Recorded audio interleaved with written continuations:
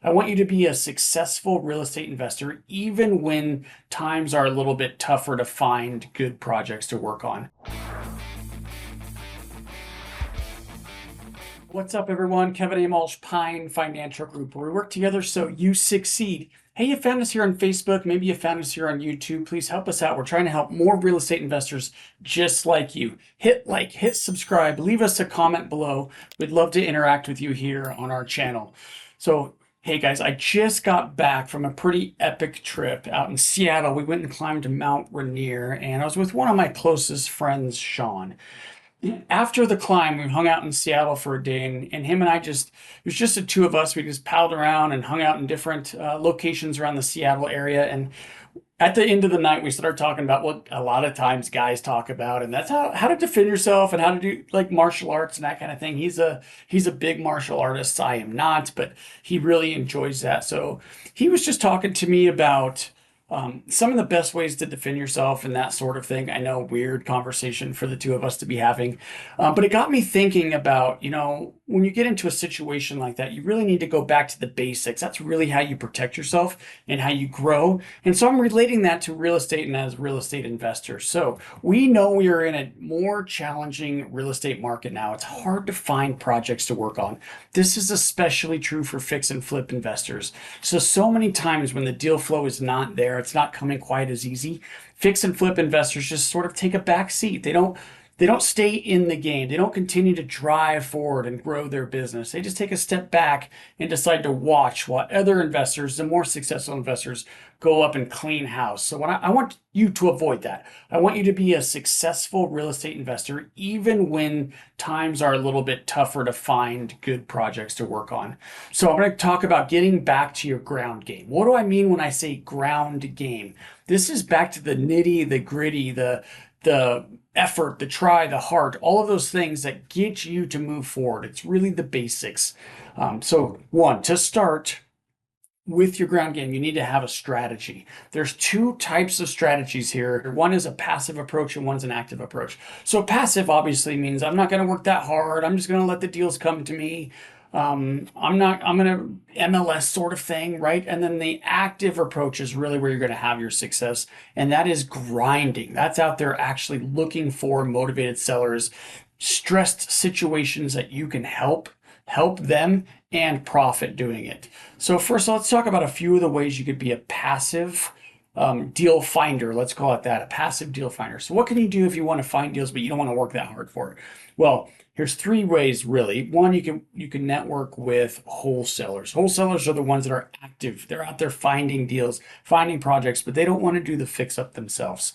So these guys and gals have opportunities and they flip them, they sell them to other real estate investors. They upcharge it a little bit so they make a margin.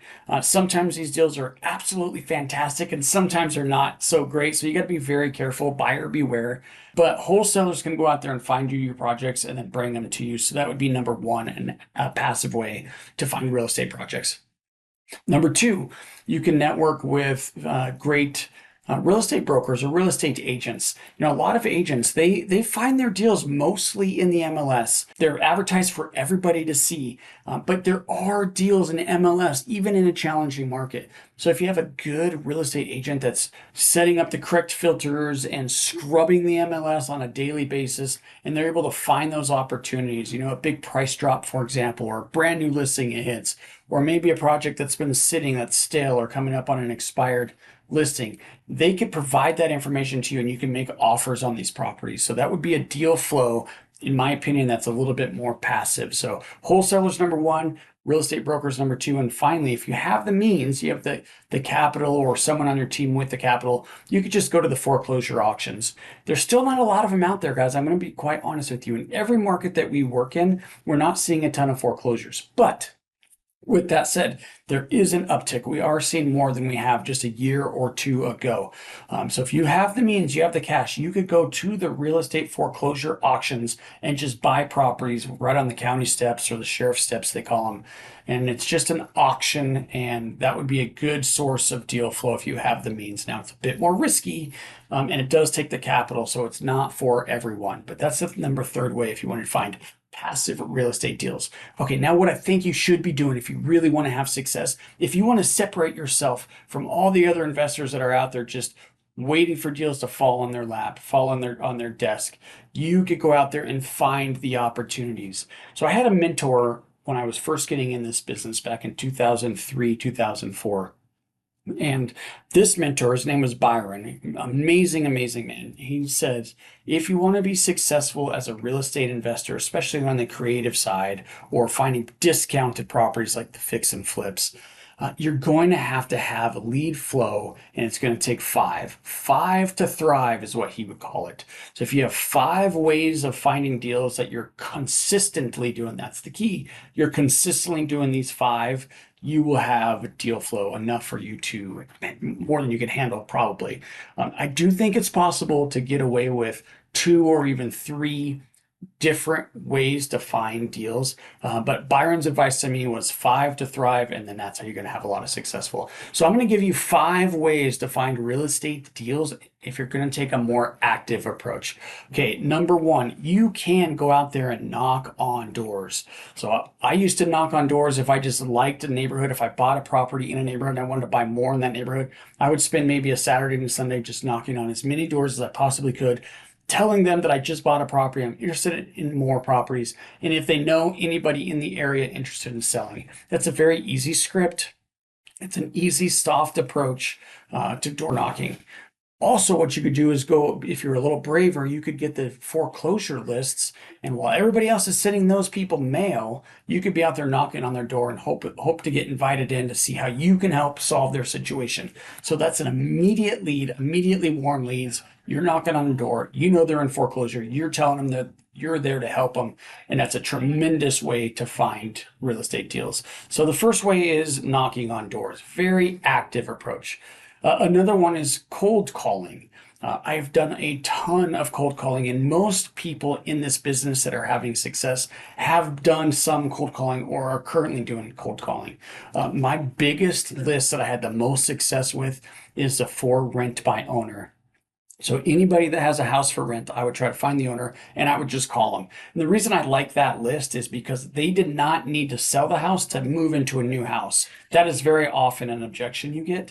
So if they are renting the property, you know that they do not need the cash, right? So that was a good way to find owner carry or terms, lease option type of projects. But again, I did a lot of cold calling with foreclosures too, and can say I've had success with cold calling foreclosures too. So cold calling and door knocking, those are the 2 most active approaches, but they're going to generate immediate leads for you to potentially buy some very, very good deals, very good projects for you. Number 3, online networking. You could do offline or online. Maybe I should just say networking, but specifically online networking. If you're out there on different forums, I found a lot of deals using from wholesalers, and actually just motivated sellers find their way on these websites too. But some of the real estate investor forums have worked really well for me. You can also network with other people on LinkedIn or Facebook or Instagram, different groups. Sometimes they'll have groups where you can interact with people, and it's really about adding value. Can you answer some questions? Can you show them you're the expert? Maybe other investors can start bringing you deals, asking you to partner with them. But it's really just letting people know that you're an expert and this is what you're looking for, and deals will start to come to you. Again, it takes a lot of work. You're on there answering a lot of questions. You're out there trying to meet people. So it is a bit time consuming, but if you're wanting to be successful, if you want to separate yourself, you're willing to take the active approach, this is one way to do it. Another one is flyers for a cause. So I've had some success with this also, and it's just putting flyers on different people's doors, saying, hey, I'm in the area, I'm buying properties in the area. Let me know if you know anyone that's interested in selling, that sort of thing. But I would pay like maybe a youth sports team or a Boy Scout group, someone who's trying to do some fundraising. I would pay them to be the ones that go out and deliver the flyers for me.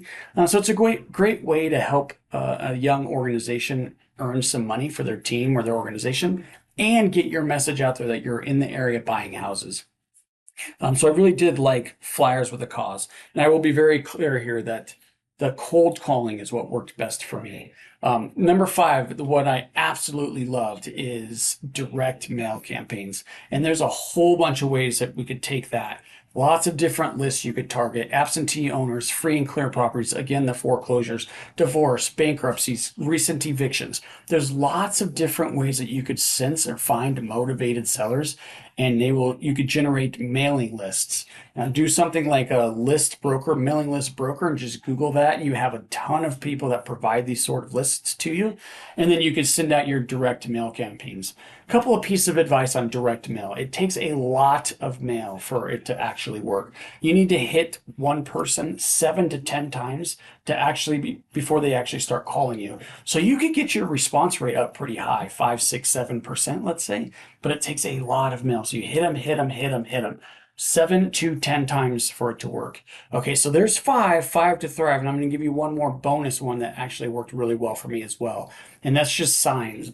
We call them bandit signs back in the day, and we would just hang signs at all of our projects, everything we're fixing and flipping, all of our rentals when they were vacant. We buy houses cash, we buy houses, whatever your message is and your phone number.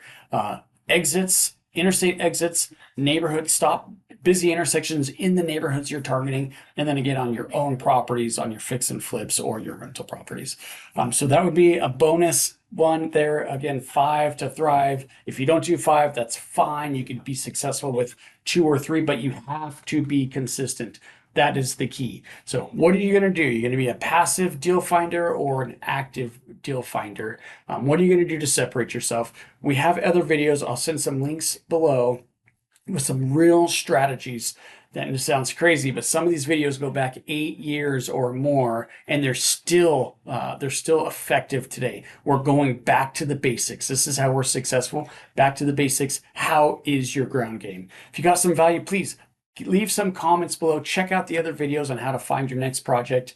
If there's anything we could do for you here at Pine Financial, we're a hard money lender. We raise private capital. We loan it out to real estate developers. We'd love to be part of your next project. You can get more information at pinefinancialgroup.com.